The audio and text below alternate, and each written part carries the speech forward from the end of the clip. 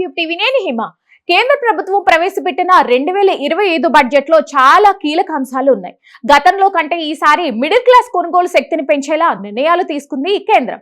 Middle class ప్రజలు పెట్టుబడులు పెట్టే విధంగా ప్రోత్సహించేందుకు చాలా మినహాయింపులు ఇచ్చింది.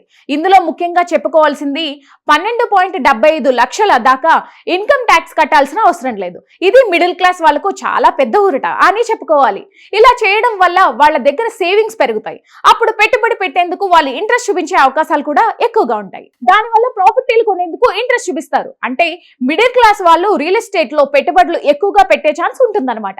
అలాగే కేంద్రం మరో నిర్ణయం కూడా తీసుకుంది. ఇప్పటి వరకు దేశవ్యాప్తంగా నిలిచిపోయిన ప్రాజెక్టులో 1,00,000 ఇళ్లను తిరిగి కట్టేందుకు స్వామి ఫండ్ 2 కు 15,000 కోట్లను ప్రభుత్వం ప్రకటించింది. ఇది నిజంగా రియల్ ఎస్టేట్ రంగానికి పెద్ద బూస్ట్ ఇచ్చే అంశం. దీనివల్ల ఆర్థిక సంక్షోభంలో ఉన్న రియల్ ఎస్టేట్ కు వెన్నుదన్నుగా ఉంటుంది. దీంతో నిలిచిపోయిన ఇల్లు మళ్లీ నిర్మాణం జరిగి వేల మందికి ఉపాధి దొరకబోతుంది.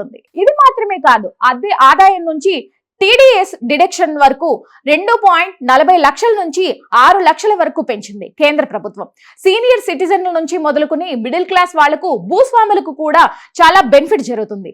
అలా మిగిలిపోయిన డబ్బులతో వాళ్ళు రియల్ ఎస్టేట్ లోనే పెట్టుబడులు పెడతారు. ఇప్పుడు పట్టణాల్లో మౌలిక వస్తువుల కోసం 1,00,000 కోట్ల అర్బన్ ఛాలెంజ్ ఫండ్ ప్రకటించింది కేంద్ర ప్రభుత్వం. దానివల్ల సిటీల్లో మౌలిక వస్తువులు పెరిగి రియల్ ఎస్టేట్ రంగం గణనీయంగా అభివృద్ధి చెందడానికి దోహదం చేస్తుందని చెప్తున్నారు. గ్లోబల్ క్యాపబిలిటీ సెంటర్స్ ఆకర్షించడానికి ఫ్రేమ్ వర్క్ ను కేంద్రం ప్రకటిస్తుంది. దీనివల్ల ఇండియాలోని ఢిల్లీ, బెంగళూరు, ముంబై, హైదరాబాద్ లాంటి నగరాలకే ఎక్కువ డిమాండ్ ఏర్పడుతుంది. అప్పుడు ప్రపంచవ్యాప్తంగా ఉన్న కంపెనీలు ఆఫీస్ స్పేస్ కోసం ఈ నగరాలకే ఎక్కువగా వస్తాయి. ఇలా కేంద్రం తీసుకున్న నిర్ణయాలతో రియల్ ఎస్టేట్ రంగం ఈ ఏడాది పీక్స్ కు వెళ్లే అవకాశాలు ఉంటున్నాయంటున్నారు నిపుణులు.